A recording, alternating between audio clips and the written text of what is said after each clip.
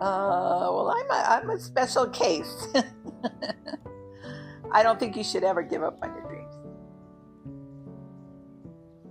But I never really had dreams except a family.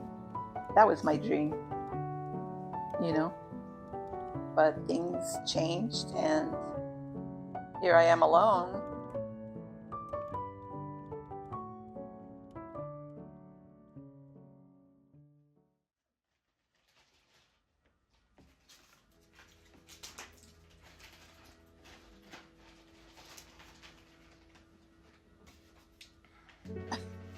My name is Betty Tennyson.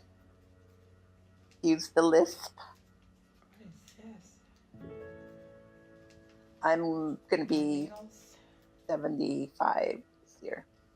Yeah. Is that right? Nope, 74. I'm already jumping the gun. I'm 73, that's right. Oh, I need my glasses. Okay. I always wondered what it was going to feel like. You still have that child within yourself, you know? And it's anywhere between feeling like a child but feeling more like a teenager, you know? Or somebody in your 20s, you know? I still feel that youngness in myself. Oh gosh. Number one, I'm a mother. I'm a grandmother. I'm a woman who likes to stay busy. I like my job. I like the work that I do, so I keep putting off retirement.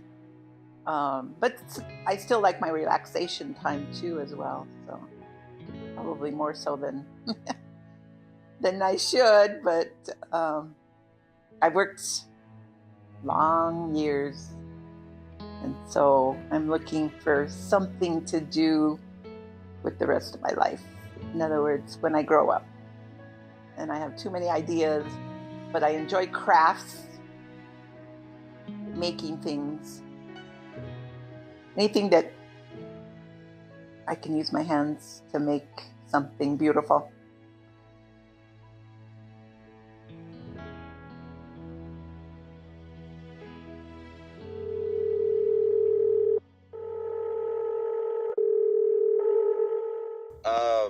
So I just wanted to ask, what is 3 words you would use to describe Grandma? I would describe her as Wow, that's a tough one. Adventurous. Definitely mysterious. She's a woman with like stories to tell. I would say hardworking. I would describe her resilient. She seems very guarded. But she's also very caring. Charismatic. Critical. And most definitely kind-hearted. And I would say Grandma could be very soft. It started off to be I was a happy-go-lucky kid, you know, but it came to a certain point where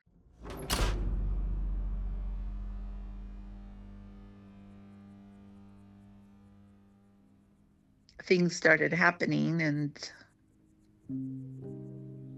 my dad started hurting me, and it just, I don't know where I went, but I just know that I felt this heaviness all the time as a child in my chest, and I know I wasn't a happy child after a while, and I did get comfort from going to my mom.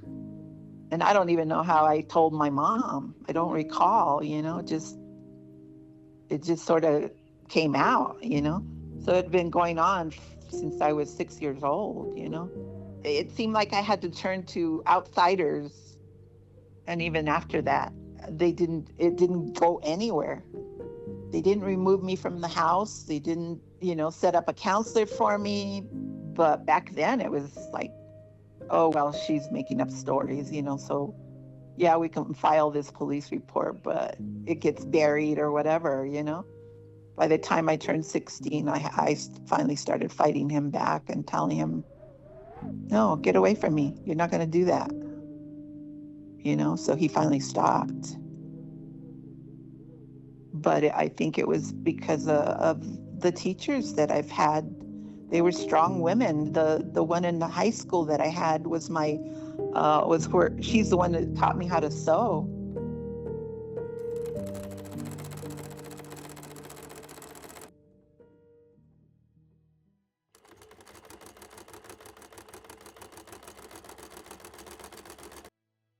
By the time I became a senior, I was making things like long coats, and I learned how to make jackets and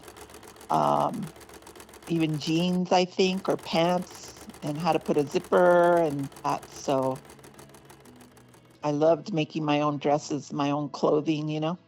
I think that was the big motivator for me to make my own clothing, because I couldn't afford, you know, dresses to go shopping at stores and stuff like that.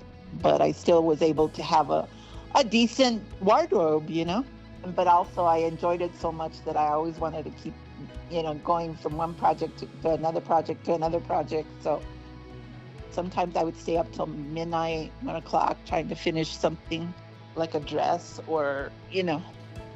The biggest lie that I've told myself is that I'm not lovable. Don't beat yourself up so much for things that go wrong in your life, or that you make some mistakes, you know.